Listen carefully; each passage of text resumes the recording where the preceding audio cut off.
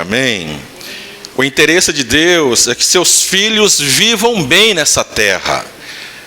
Mas não é viver aquela vidinha mediana, ou como dizem, né? Se você for olhar no dicionário, aquela vida medíocre, não. A vontade de Deus é que os seus filhos vivam bem nesta terra. E nós que somos filhos, temos um pai. Esse pai, além de ser o nosso pai, ele é um pai grandioso, celestial, eterno, que tem princípios. E a nossa vida é governada, a nossa vida é regida, a nossa vida deve ser influenciada por esses princípios. Amém? Então, se eu não vivo bem, se eu não desfruto de um nível de vida melhor, se o meu casamento não está no nível melhor, se a minha empresa não está no nível melhor, se a minha saúde não está no nível melhor, enfim, se a igreja aqui não está no nível melhor, é porque está acontecendo alguma falha em alguma área na minha comunhão com Deus, na minha aliança com Deus, no meu relacionamento com Deus, ok? Então, em Lucas capítulo 6, são dois, um muito conhecido e dois também conhecidos, né? Lucas capítulo 6, verso 38, palavras do Senhor Jesus, está aqui no telão. Jesus fala o seguinte a nós: dai, do verbo dar, dai e ser-vos-á dado, boa medida, recalcada, sacudida, transbordando, vos deitarão no vosso regaço, no vosso colo. Então, é assim que Deus quer nos abençoar, é uma promessa. Então, guarde no seu coração, eu tenho uma promessa, Jesus me deu uma promessa, amém? Isso é importante, para a gente fazer a conclusão. Então, aqui nós temos uma promessa: meu filho, você precisa dar, para quê? Para que você receba dessa forma, boa medida, recalcada, sacudida, transbordando. Tudo isso vai chegar à sua vida. Por quê? Com a mesma medida que você mede os outros, o reino, é dessa maneira que nós seremos medidos por Deus. Se você acha que você vai ajudar um parente, né? Ó, meu parente está com uma necessidade, eu vou ajudar ele, você vai dar R$10. É uma régua. Então Deus vai te medir também dessa forma, R$10. Ah, eu tenho um parente, olha, ele está precisando de uma ajuda, eu vou me sacrificar aqui, Senhor, vou ajudar ele com R$100 ou 200. É uma régua. Você vai receber nessa régua de Deus. Só que é uma medida excelente, recalcada, sacudida, transbordando. Amém? Agora, Atos, capítulo 20, verso 35, Paulo ministrando aos anciãos de Éfeso, lá em Mileto, ele chama aqueles líderes, ministra algumas coisas, e ele fala isso aqui, no final do verso. Cadê? Atos 20, 35. Porque o Senhor Jesus disse: mais bem-aventurada coisa é dar do que receber. Amém?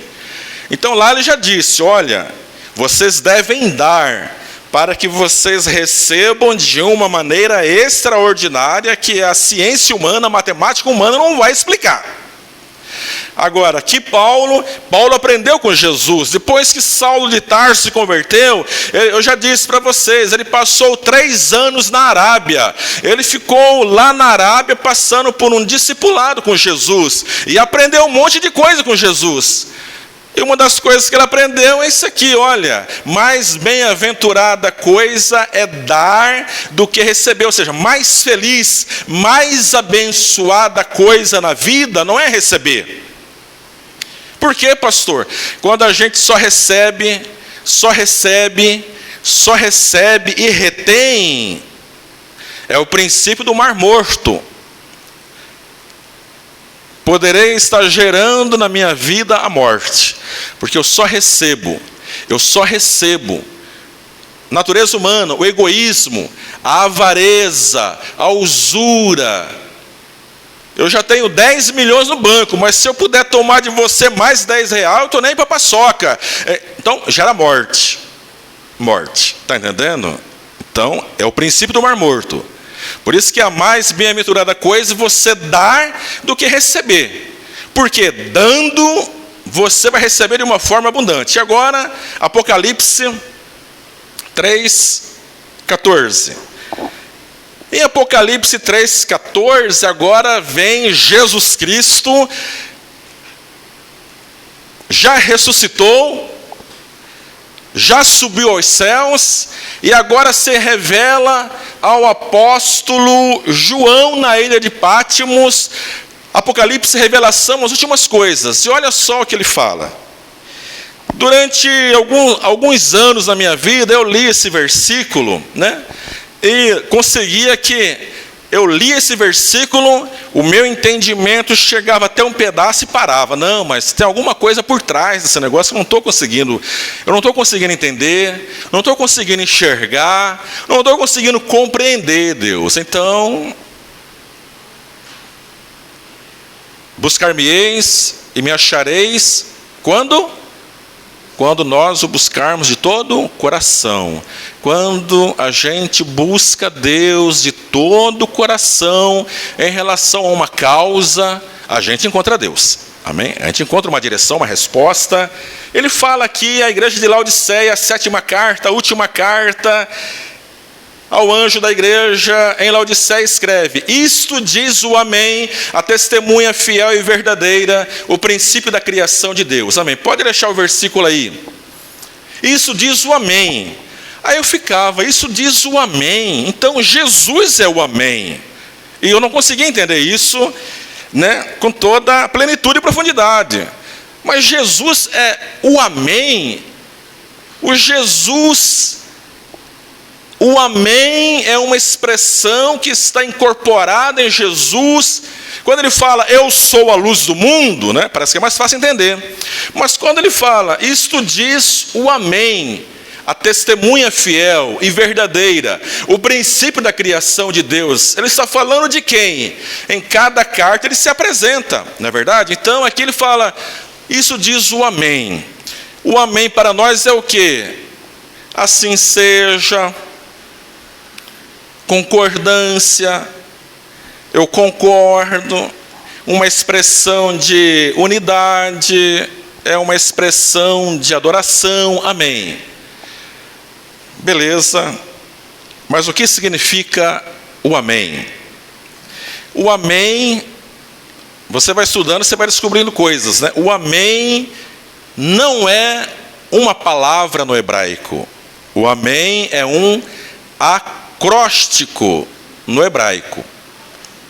O que é acróstico, pastor? Vou explicar para você. São as letras iniciais do seu nome, do meu nome. Um exemplo. O meu nome é Saulo Alves Torres. Se eu for fazer um acróstico do meu nome, é o quê? S-A-T, SAT. Se você não quiser me chamar de Saulo Alves Torres, você vai me chamar de quê? De Sat. Então, o amém não é uma palavra simplesmente no hebraico. O amém é um acróstico. Eu vou começar a estudar hebraico, na verdade. E quando eu aprender hebraico melhor, eu vou falar em hebraico para vocês algumas coisas, na verdade. Então, qual que é essa? É o acróstico de uma frase bíblica. Qual que é essa frase bíblica, pastor? Amém, no hebraico, são as iniciais da seguinte frase: o meu rei, ele é fiel. Ponto final. Isso significa amém. O meu rei, ele é fiel. No nosso contexto, fiel para quê, pastor? Para cumprir as suas promessas em nossas vidas. Cremos nisso? Confiança. Então, para que você venha provar da realidade de Lucas, capítulo 6, verso 38 na sua vida, você precisa dizer um amém. Eu creio que o meu Rei Jesus Cristo é fiel para cumprir essa promessa na minha vida. Isso é amém. Então toda vez que você for orar, falar amém, ou por uma causa, amém, amém, amém, você está dizendo no mundo espiritual: o meu Rei é fiel, o meu Rei é fiel, o meu Rei é fiel. E quem é o nosso Rei? Jesus Cristo, amém? Então, Ele quer o nosso bem. Fiquemos em pé, vamos orar neste momento, abençoando a vida financeira do povo de Deus, da igreja, das famílias. E creia, sempre creia que Deus tem muito mais a derramar sobre a sua vida, de uma forma extraordinária, de uma forma abundante. Você pode dizer um amém? Amém. O meu Rei é fiel para cumprir essa promessa na minha vida. Aleluias. Muito obrigado, Senhor. Te louvo.